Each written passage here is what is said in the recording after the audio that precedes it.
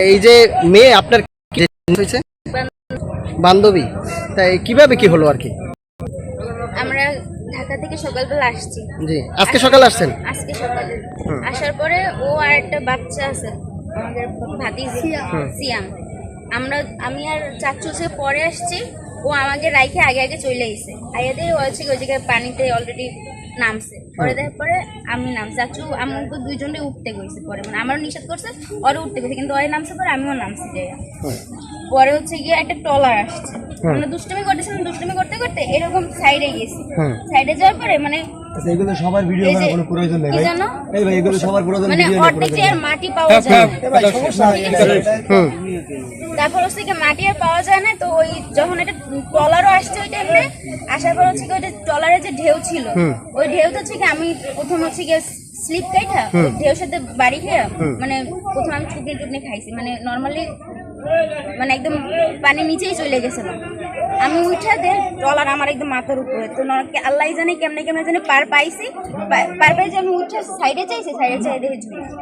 আপনারা একেবারে নদীর কিনারে গেছিলেন? হ্যাঁ, আচ্ছা ঠিক আছে, ঠিক আছে।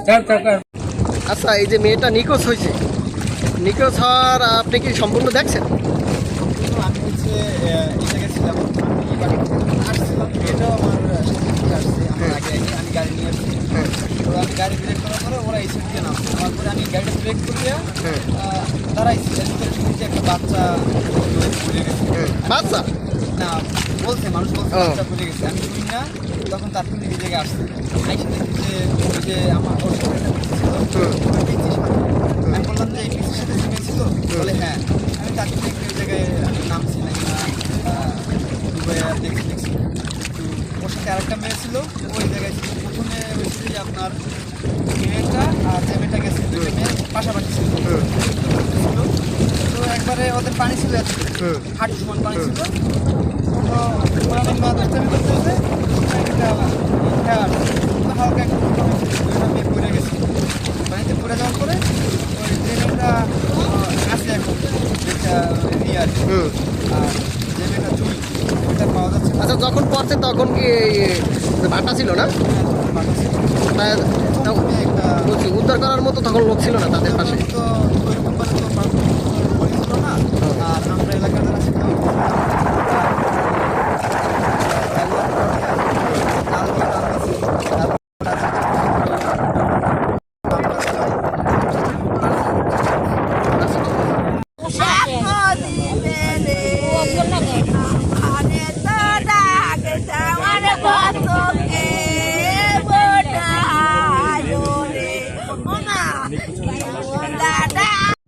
উপস্থিত বিভিন্ন ইলেকট্রিক মিডিয়া ও অনলাইন মিডিয়ার সাংবাদিক ভাইদের ধন্যবাদ আপনাদেরকে।